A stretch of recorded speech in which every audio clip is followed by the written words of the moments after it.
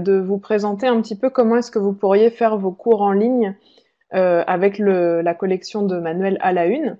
Donc moi j'ai la chance de faire partie des auteurs, des autrices, parce qu'on n'est que des filles, des autrices de cette collection de à la une, qui est donc quatre manuels pour le public des adolescents pour apprendre le français, donc du niveau A1 au niveau B1. Voilà, donc je connais très bien cette collection pour y avoir participé. Et je vais essayer de vous la présenter rapidement et surtout de vous montrer comment est-ce que vous pourriez faire vos cours en ligne grâce à ce manuel et grâce notamment à l'espace virtuel des éditions Maison des Langues, qui va vous permettre d'utiliser complètement le manuel et de faire la même chose que vous auriez fait en présentiel, mais en ligne, sans aucun problème, avec la même continuité pédagogique, comme c'est l'expression à la mode actuellement.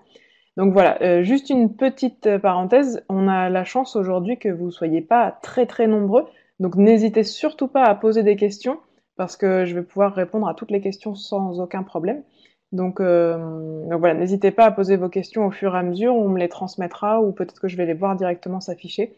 Donc voilà, n'hésitez pas, si je les vois directement s'afficher, j'y répondrai au fur et à mesure sans problème. Donc n'hésitez pas à poser vos questions. Donc voilà ce que je vous propose. Déjà de vous rappeler un petit peu ce que c'est que à la une. Alors peut-être que parmi vous, il y a des personnes qui l'utilisent déjà en cours. Ce sera intéressant d'ailleurs d'avoir votre retour. N'hésitez pas dans la petite fenêtre de questions à nous donner votre avis ou à nous donner des trucs et astuces que vous avez découverts grâce à cette collection par exemple. Et ensuite, je vais vous montrer donc toutes les ressources en ligne qui correspondent à cette collection de livres. Et je vais vous présenter plus largement l'espace virtuel, donc la plateforme de ressources en ligne des éditions Maison des Langues à laquelle vous avez accès et à laquelle vos élèves peuvent aussi avoir accès. Donc essayez de vous montrer un peu tous les outils dont vous disposez, et il y en a énormément. Ils sont tous concentrés au même endroit, donc ça nous fait gagner énormément de temps dans la préparation des cours, puisque tout est à peu près au même endroit. Donc une fois qu'on a compris où sont situées les différentes ressources, c'est vraiment facile d'utilisation. Et puis on gardera un petit moment pour pouvoir répondre à vos questions. Donc vraiment, je répète, n'hésitez pas à poser vos questions aujourd'hui. Alors, qu'est-ce que c'est que la collection à la une? Donc c'est ce que j'ai dit tout à l'heure, il y a quatre niveaux, quatre manuels, donc à la une, 1, 2, 3 et 4, qui vont du niveau A1 au niveau B1. Donc le premier niveau, c'est le niveau A1. Et ensuite, le manuel numéro 2, on termine le A1 et on commence le A2. Manuel numéro 3, on termine le A2 et on commence le B1. Et manuel numéro 4, on termine le B1. C'est vraiment le niveau B1. Donc je sais que vous avez... Alors ceux qui ont déjà testé, vous avez sans doute testé le manuel numéro 1. Et puis peut-être qu'à la rentrée prochaine, vous allez adopter le 2 et le 3. Je crois que le 4, c'est pas encore, ça correspond pas encore tout à fait à vos niveaux, mais voilà, pour que vous sachiez que ça va jusqu'au niveau B1, jusqu'à la fin du B1. Au niveau du public, on considère que c'est pour des adolescents, donc pour être très large, entre 12 et 16 ans, plus ou moins, voilà, ça dépend dans le système secondaire, ce qui serait l'équivalent du collège en France. Voilà, donc ça doit correspondre à votre public. Donc pourquoi est-ce que c'est important l'âge? Parce que ça va déterminer les thématiques des unités. On a vraiment essayé de faire en sorte d'avoir des thématiques qui correspondent à l'âge de nos élèves, à leur centre d'intérêt, à leurs loisirs, à ce qu'ils aiment écouter comme musique, ce qu'ils aiment regarder à la télévision, sur Internet, etc. Donc voilà, on essaye de les intéresser, de les motiver. Et il y a une grande, grande place qui est laissée aux nouvelles technologies, alors à l'utilisation de leur téléphone portable, par exemple, puisqu'on sait que les adolescents actuellement utilisent énormément leur téléphone, donc pourquoi pas l'utiliser en français pour le cours de français, comme ça peut les motiver, etc. On les fait énormément participer aussi. Je vais vous montrer des exemples. Donc, ah oui, alors avant de rentrer dans la construction du livre, je voulais vous raconter un petit peu le concept, l'histoire. Donc, pour chaque livre, on a 6 unités. Et dans chaque unité, en fait, on retrouve un adolescent qui doit avoir à peu près l'âge de nos élèves, un adolescent francophone. Donc, on a des Français, mais on a aussi des francophones qui viennent du Maroc, de Tahiti, de Belgique, de Suisse, de Tunisie, voilà, j'en oublie certainement, de Martinique, de La Réunion, enfin, de toutes les régions francophones du monde. Et donc, dans chaque unité, on suit un peu la vie quotidienne de notre adolescent. Il nous présente ce qu'il fait, ce qu'il aime, donc selon la thématique de l'unité, le sport, sa vie à l'école, la cuisine, voilà. Tout ce qui correspond aux thématiques du niveau.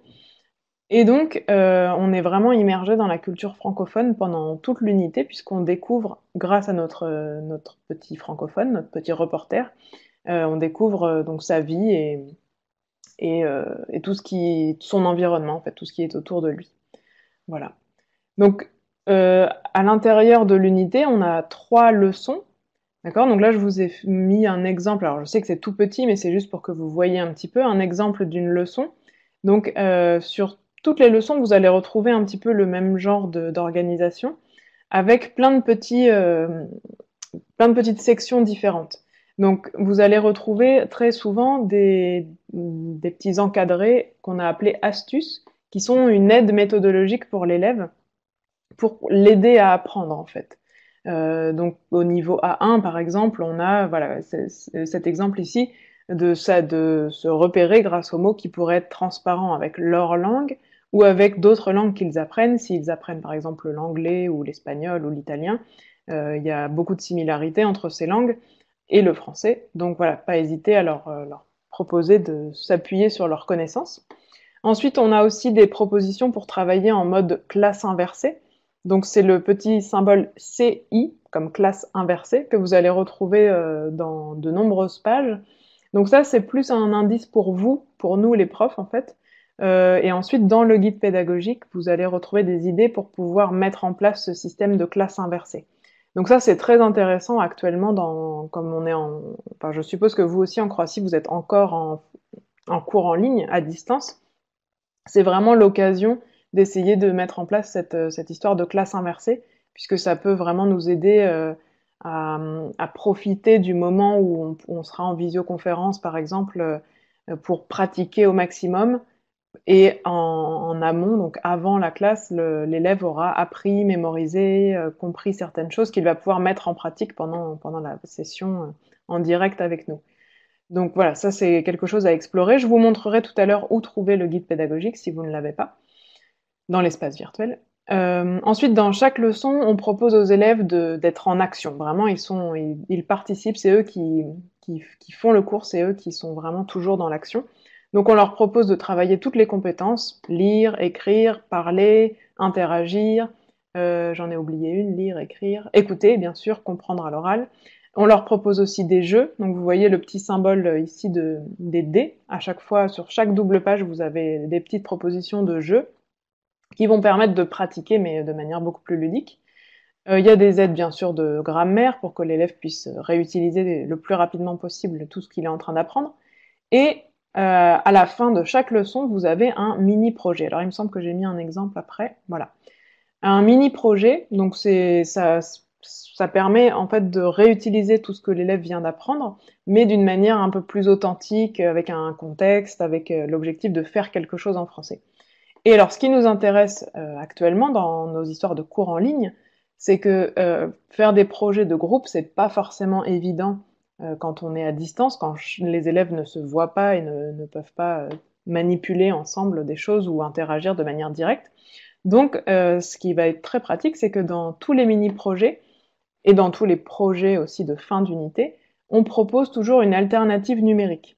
Donc l'élève peut choisir, ou vous pouvez choisir, de leur demander de faire le projet de manière traditionnelle, disons, avec du papier, des crayons, et puis d'écrire, et puis de vous envoyer, ou de vous montrer directement ce qu'ils ont fait. Mais on leur propose aussi de réaliser les projets directement en ligne, avec soit des applications qui existent déjà en ligne, soit des propositions de faire des vidéos, des choses comme ça. Donc voilà, donc vous voyez, c'est le petit encadré jaune que vous avez à chaque fois sur le projet, comme un post-it, qui vous propose de faire ce même petit projet, mais de manière numérique. Donc là encore, dans le guide pédagogique, vous avez toutes les indications pour pouvoir réaliser ces projets le plus facilement possible. On vous donne l'adresse du site sur lequel ils peuvent faire, des indications pour le mettre en place, etc. Donc ça peut vraiment vous faciliter les choses actuellement, où on fait des choses toujours un peu à distance. Donc voilà pour les projets numériques. Et alors en général, à la une est très complet pour pouvoir travailler à distance, puisque vous avez donc accès aux guides pédagogiques en PDF, donc je vais vous montrer dans quelques minutes où les trouver. J'ai pas parlé des vidéos, mais donc dans chaque unité, il y a une vidéo qui correspond à la thématique et au niveau de notre élève. Et donc vous allez retrouver cette vidéo sur l'espace virtuel et vous allez pouvoir télécharger et envoyer à vos élèves les fiches d'exploitation pédagogique. Donc il y a plusieurs fiches, il y a une fiche spéciale pour le prof avec le déroulé, les réponses, comment mettre ça en place, et la fiche pour l'élève où lui va pouvoir répondre aux questions, etc. Donc dans des modalités de cours en ligne, c'est vraiment pratique de pouvoir leur envoyer directement la vidéo et la fiche, et puis ensuite, à vous de voir comment est-ce que vous faites la correction. Est-ce que vous le faites à un moment donné en direct, et puis chaque élève donne ses réponses? Est-ce que vous leur proposez de prendre en photo leur fiche et de vous l'envoyer? Est-ce que vous leur proposez de leur envoyer directement les réponses? Ça, c'est à vous de choisir. Mais en tout cas, toute l'activité est déjà prête. Donc ça, vous gagnez énormément de temps.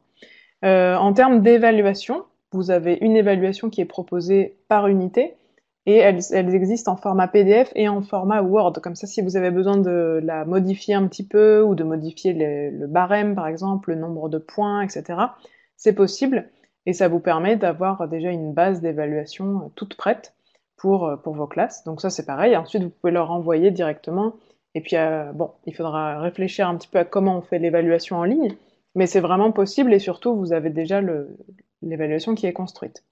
Ensuite, il y a énormément d'exercices autocorrectifs qui correspondent soit aux exercices du cahier d'exercices, soit aux exercices du livre, soit des exercices en plus. Je vais vous montrer encore une fois où les trouver. Et enfin, c'est peut-être le plus important, vous avez accès au livre.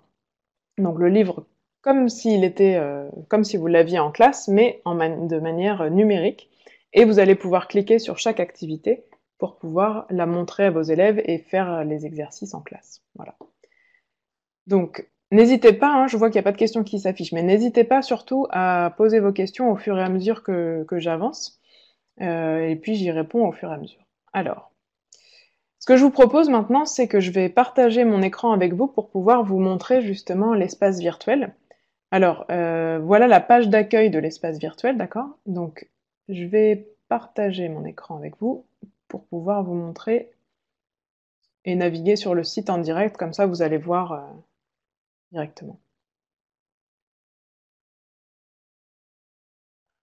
Voilà, alors, donnez-moi quelques secondes que je puisse partager. Hop. Voilà, donc normalement là, vous voyez la page sur laquelle on arrive la première fois qu'on se connecte à l'espace virtuel. Donc là, je ne sais pas si vous avez déjà créé un compte ou non. Donc si vous n'avez pas créé un compte, vous cliquez ici sur le bouton vert, créer un compte gratuit. Et surtout, très important, n'oubliez pas de choisir un compte de type professeur. Ça, c'est très important. Et si vous demandez à vos élèves de créer également un compte, qu'ils créent bien un compte étudiant pour qu'ils aient accès et que vous ayez accès aux bonnes ressources. Okay. Une fois que vous avez créé votre compte la première fois, vous n'avez plus qu'à vous connecter ici en rentrant votre email et votre mot de passe. Voilà. Et vous pouvez rentrer sur l'espace virtuel. Et donc sur la page d'accueil de l'espace virtuel, vous avez accès à ces 7 sections différentes. Alors, je vais commencer par vous montrer tout ce qui correspond, toutes les ressources qui correspondent au manuel à la une, d'accord? Donc vous cliquez sur la première section ici, qui s'appelle Nos manuels et ressources. Vous cliquez et vous avez ici accès à tous les manuels des éditions Maison des Langues. Donc vous choisissez la collection qui vous intéresse, donc ici à la une, et vous avez accès aux 3 premiers niveaux. Donc c'est les niveaux qui vous correspondent, donc c'est parfait. Je vais vous montrer donc le niveau 1, mais sachez que c'est la même chose pour le niveau 2 et le niveau 3. Donc le niveau 1, lorsque vous cliquez, vous avez accès ici à 3 catégories. Les ressources, le manuel et le cahier de bord. Donc dans les ressources, voilà, ici on est déjà dans la partie ressources, vous avez accès aux ressources qui correspondent à chaque unité, et et à autres ressources. Donc je vais commencer par autres ressources, puisque c'est ici que vous allez trouver le guide pédagogique. Et ça, j'insiste, je vous incite, enfin j'incite, j'insiste non, mais je vous incite vraiment à aller voir le guide pédagogique. Donc si vous cliquez, vous avez une fenêtre qui s'ouvre et vous allez pouvoir télécharger unité par unité le fichier PDF qui vous intéresse. Et vous pouvez aussi télécharger l'ensemble du guide pédagogique si vous préférez le télécharger d'une seule fois. Et donc, vous l'ouvrez en format PDF, vous pouvez l'enregistrer sur votre ordinateur, vous pouvez l'imprimer si vous préférez l'avoir en papier, vous pouvez faire ce que vous voulez. Et là, vous allez avoir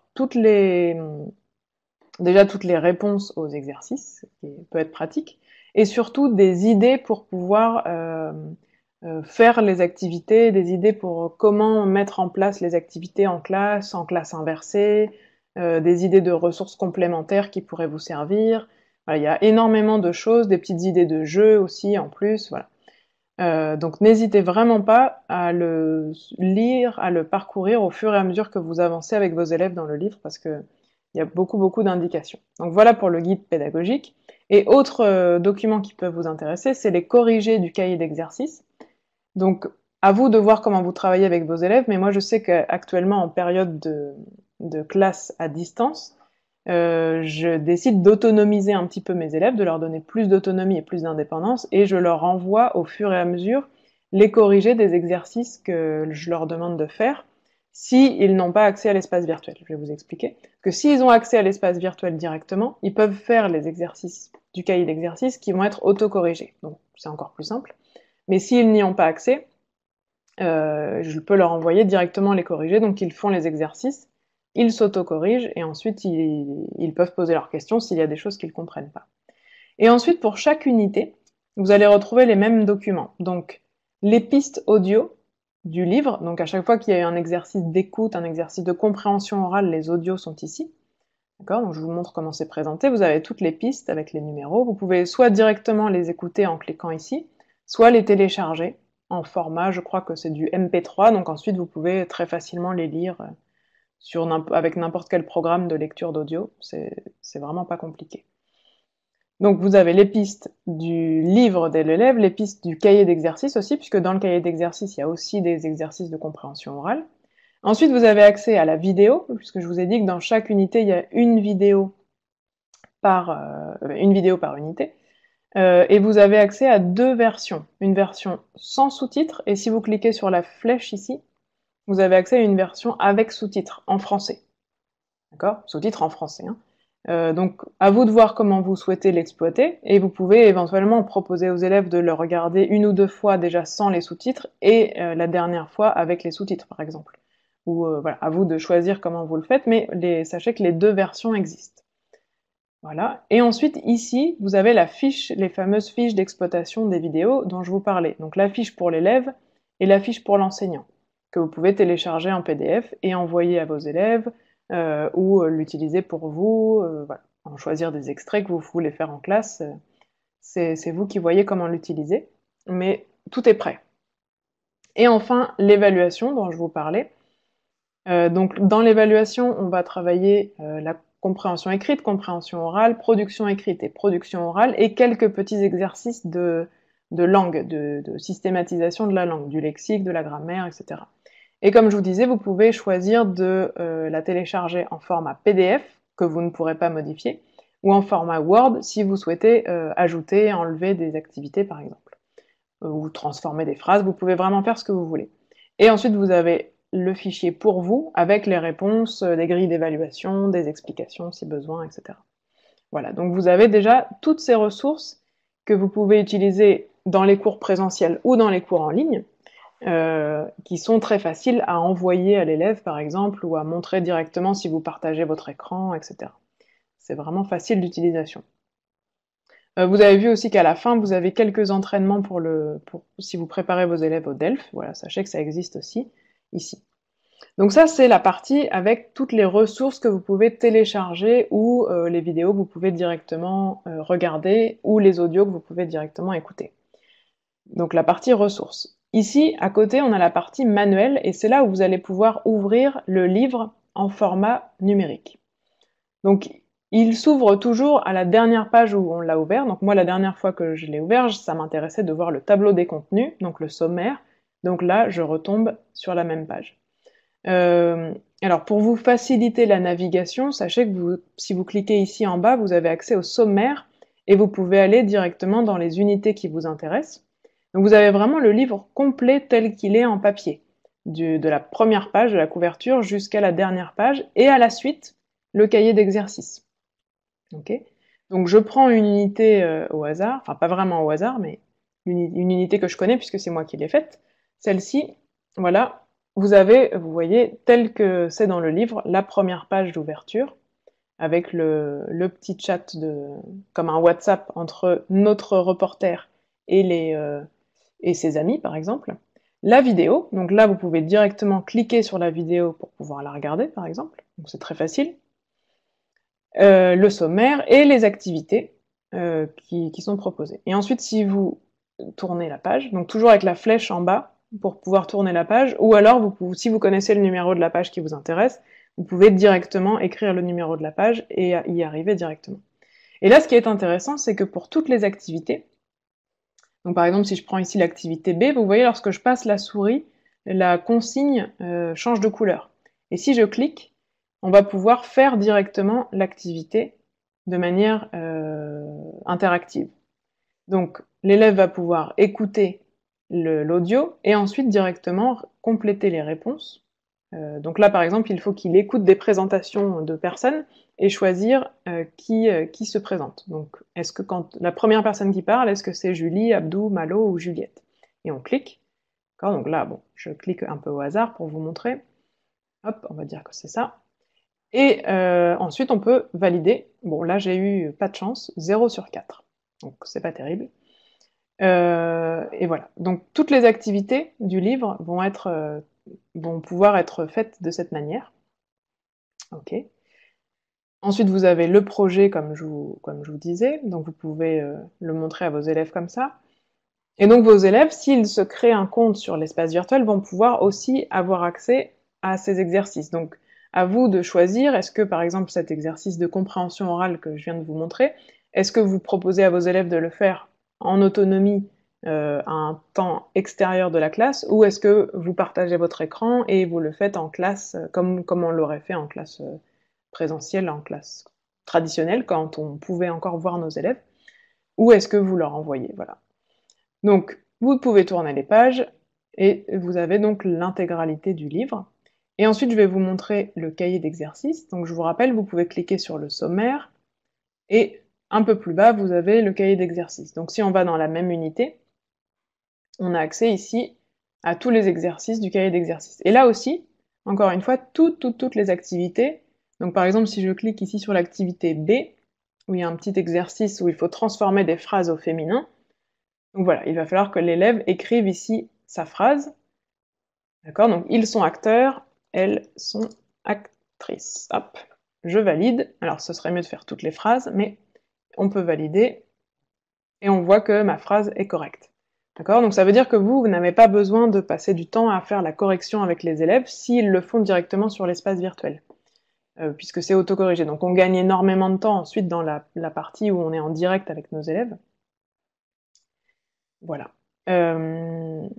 Alors bon, après, donc à vous d'explorer le livre, mais sachez vraiment que toutes les activités sont cliquables, toutes les activités du livre. Et donc, par exemple, ici, il y a une compréhension orale encore. Donc c'est très facile pour l'élève, il écoute, et ensuite il va, donc là c'est un petit travail sur les numéros, il va donc associer. Voilà. C'est vraiment très facile, c'est assez ludique pour les élèves qui sont habitués à travailler sur l'écran, sur une tablette, sur un téléphone portable même, ça fonctionne. C'est toujours un peu plus facile avec l'ordinateur parce que l'écran est plus grand, mais c'est vraiment possible avec leur smartphone aussi. Donc voilà pour la partie livre numérique. Et ensuite, si vos élèves donc, ont également un compte sur l'espace virtuel et font les exercices que vous leur avez envoyés sur l'espace virtuel, vous allez pouvoir suivre ici. Alors, j'ai pas moi d'étudiants qui utilisent à la une 1, donc je peux pas vous montrer d'exemple précis, mais vous allez pouvoir suivre ici le travail de vos élèves, voir leur progression, voir s'ils ont fait l'exercice déjà, et ensuite quel score ils ont eu, pour pouvoir, si besoin, revenir en classe ensuite en disant « Bon, j'ai vu que vous aviez eu des difficultés avec tel exercice, donc on va faire des révisions ou on va s'entraîner encore, etc. » Ok. Donc voilà ici pour les ressources qui correspondent vraiment au manuel à la une. Ensuite, vous avez vu, il y a 6 autres sections. Donc, dans les autres sections qui pourraient vous intéresser vraiment directement pour les cours en ligne, il y a déjà tout ce qui est les exercices interactifs. Donc, ce sont d'autres exercices qui vont correspondre au niveau de vos élèves. Donc, si on reste sur le A1, ici, je clique sur le A1. Et vous voyez que vous avez ici énormément d'exercices que vous allez pouvoir proposer à vos élèves, leur envoyer, et ils vont pouvoir le réaliser en autonomie, ou alors, si vous faites un cours en visioconférence comme ça, vous pouvez partager votre écran, leur montrer l'exercice, et puis le faire, et ils répondent, etc. Donc je clique sur un complètement au hasard, juste pour vous montrer. Donc lorsque vous cliquez sur l'exercice, il s'ouvre, donc là, bon, bah, c'est une compréhension orale encore, donc l'élève peut écouter le document audio, répondre aux questions, et lorsqu'il a répondu à toutes les questions, valider de la même manière que je vous ai montré tout à l'heure et avoir son score et donc pouvoir s'entraîner à tout ce que vous souhaitez qu'il s'entraîne. Donc ensuite, donc là on avait choisi le niveau A1 par exemple. Donc ensuite il faut choisir ce qu'on aimerait que l'élève travaille. Donc par exemple au niveau A1, on voudrait qu'il travaille un petit peu la grammaire et par exemple, tout à l'heure on parlait du genre et du nombre. Voilà, dans les premiers thèmes qu'on fait, c'est passer du masculin au féminin. Donc là, par exemple, voilà, on a un exercice sur le féminin ou le masculin. Donc là, il s'agit de glisser les noms qui sont masculins ou féminins. Hop, la raison, la ville, la question et le fromage. Je pense que je devrais avoir un bon score. Voilà, là j'ai eu 6 sur 6. Vous voyez, c'est vraiment très facile pour l'élève de le faire. Et encore une fois, vous pouvez soit le laisser le faire en autonomie, soit le faire en classe avec eux. Là, si par exemple on était en classe, je pourrais vous demander de prendre la parole et de me dire sur quoi je dois cliquer, ou est-ce que café c'est masculin ou féminin. Et donc si vous voyez mon écran, on peut vraiment faire comme si c'était le tableau en classe ou le livre en classe. Voilà. Donc je reviens à l'accueil, vous avez vu les exercices interactifs. Ici, pour que vous sachiez, il y a d'autres vidéos, des courts-métrages, des gramma-clips qui peuvent être utiles pour les niveaux débutants. Donc ce sont des petits clips animés qui expliquent des points de langue. Donc pour le niveau A1, si on reste dans le niveau A1, on a le lexique des couleurs, comment dire l'heure, la localisation, donc c'est les prépositions sur, dessus, derrière, devant, etc. Les pronoms démonstratifs, les adjectifs, comment on dit, les adjectifs démonstratifs, les verbes pronominaux, et puis bon, le passé composé, alors ça c'est peut-être pour le niveau d'après, mais le passé composé, et ensuite le contraste entre passé composé et imparfait. Alors si je clique par exemple sur la localisation, juste pour que vous voyez comment c'est fait, vous avez la vidéo, et encore une fois, les exercices à faire de manière interactive. Donc les élèves peuvent faire les activités et cliquer sur la flèche pour avancer dans la compréhension et dans la systématisation des différents points de langue. Donc c'est autant de la compréhension orale que du travail de grammaire ou de lexique. D'accord ? Et vous pouvez aussi choisir d'envoyer directement la fiche en format PDF à l'élève qui peut l'imprimer et ensuite la faire sur papier. Donc voilà pour les petits gramma clips. C'est la même chose pour les courts-métrages, c'est la même chose pour tous les types de vidéos. Vous avez toujours des fiches qui sont proposées. Autre section intéressante, c'est la section qui est toute récente, qui est la section les cours en ligne, justement pour vous aider à organiser vos cours en ligne. Donc vous avez ici 5 catégories, avec déjà des formations pour vous aider à mettre en place vos cours en ligne. Donc c'est la plupart des formations qui sont ici, ce sont des rencontres virtuelles qui ont été animées ces derniers temps et qui vont vous aider un peu à faire au mieux ces cours en ligne. Donc il y a des choses vraiment sur l'espace virtuel pour pouvoir comprendre comment ça s'organise, comment construire un cours en ligne par exemple pour essayer de vous aider à vous lancer avec les cours en ligne, maximiser la participation en ligne, voilà, vous avez les classes inversées dont je parlais tout à l'heure, vous avez plusieurs thématiques, donc vous pouvez regarder la formation et puis comme ça vous donnez des idées pour améliorer votre pratique. Ensuite, vous avez ici des guides de l'espace virtuel, donc soit des petites vidéos, ce sont des petites vidéos, pardon, qui vous expliquent un peu comment vous repérer. Donc c'est un peu ce que je suis en train de faire maintenant, mais en plus court et puis sur des thématiques spécifiques. Ok. Ici, alors très intéressant par rapport à nos histoires de projets que l'on pourrait faire en ligne. Si vous voulez faire des petits projets avec vos élèves, vous avez ici plusieurs outils qui donc sont des choses qui existent sur Internet, qui vont vous permettre de faire, alors soit pour faire des choses en classe, soit pour faire à vos élèves des petites activités un peu ludiques. Donc vous connaissez sans doute par exemple Kahoot qui permet de faire des quiz en ligne de manière très ludique où les élèves vont gagner des points quand ils répondent correctement aux questions. Et puis voilà, vous avez plusieurs outils ici que vous pouvez donc soit utiliser vous pour animer la classe en ligne, soit proposer à vos élèves de fabriquer des choses avec ces applications qui sont très faciles à utiliser. Et donc pour chaque application, alors je clique sur une un peu au hasard, lorsque vous cliquez, vous avez ici accès à une fiche PDF qui est comme un mode d'emploi de l'application. Et aussi très utile, je trouve, c'est un exemple de réalisation pour voir un petit peu ce que pourrait faire un élève ou ce que vous pourriez faire à partir de cette application. Donc c'est vraiment un exemple qui correspond à un cours de français. Donc voilà pour cette partie tutoriel. Ici, dans Parole de prof, on a quelques témoignages et quelques idées que des profs du coup de français de partout dans le monde vous donnent par rapport aux cours en ligne, par rapport à l'espace virtuel, par rapport aux ressources, donc il y a pas mal d'idées. Et ensuite, vous avez aussi la rubrique pour aller plus loin avec des articles que vous pouvez lire, des liens qui seraient utiles pour vos cours en ligne. Okay, donc à explorer, vraiment, je vous invite à explorer.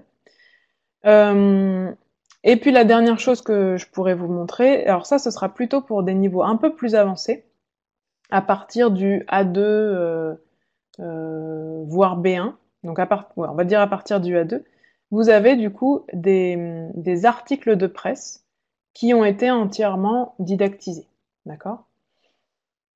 Donc je clique sur le dernier, justement ça parle du confinement, etc.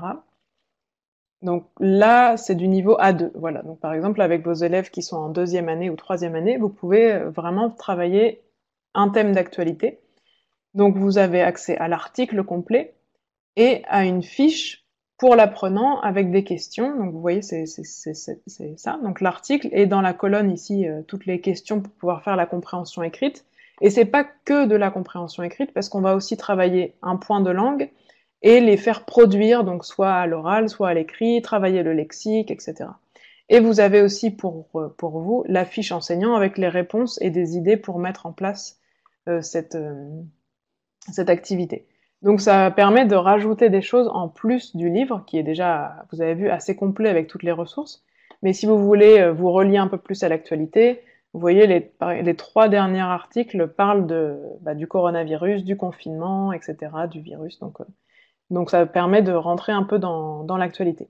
Et puis il y en a plein hein, ils sont classés par ordre d'apparition.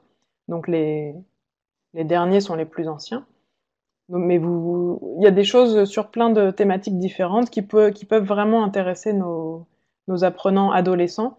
Vous voyez, il y a des choses sur les séries, Game of Thrones, sur les trottinettes, sur l'écologie, sur les manifestations, voilà, sur toutes les thématiques de l'actualité récente. Voilà, je pense que j'ai fait déjà un bon tour de l'espace virtuel. Une dernière chose à vous montrer, si vous incitez vos apprenants à se créer un compte également, vous allez ensuite pouvoir les retrouver ici. Et donc vous allez créer un groupe avec vos étudiants, donc je vous montre.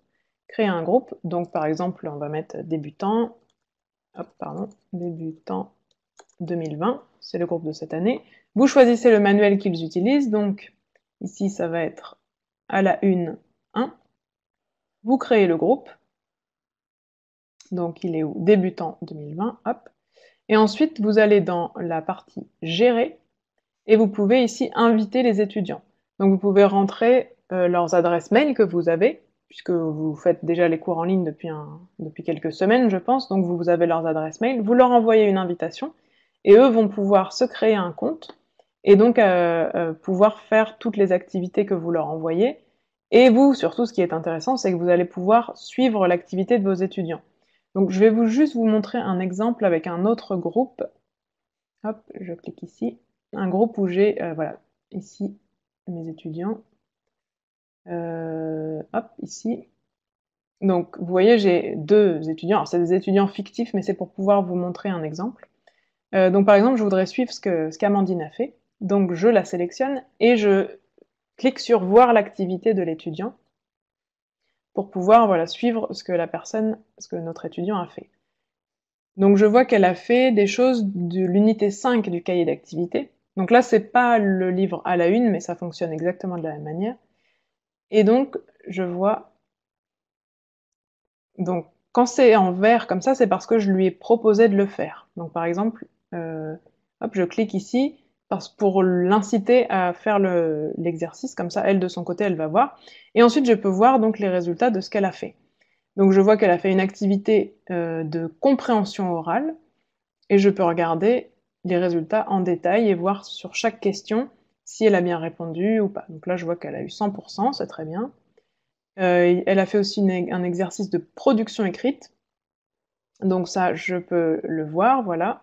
Donc je clique sur voir l'activité. Je vois ce qu'elle a écrit. Elle a écrit, bon, 3 phrases. OK. Et ensuite, hop, pardon, je ferme ça. Et donc je peux lui mettre une note. Donc par exemple, là, on va mettre, allez, 10 sur 10, c'est pas mal. Et je peux écrire ici, par exemple, très bien. Voilà, j'envoie. Et donc, notre élève va pouvoir voir la correction. Alors là, j'ai fait quelque chose de très court, mais vous pouvez mettre un commentaire assez long, expliquer les erreurs, exactement comme vous pourriez faire en classe ou sur papier. Et ça permet d'avoir tout centralisé ici au même endroit. Ok ?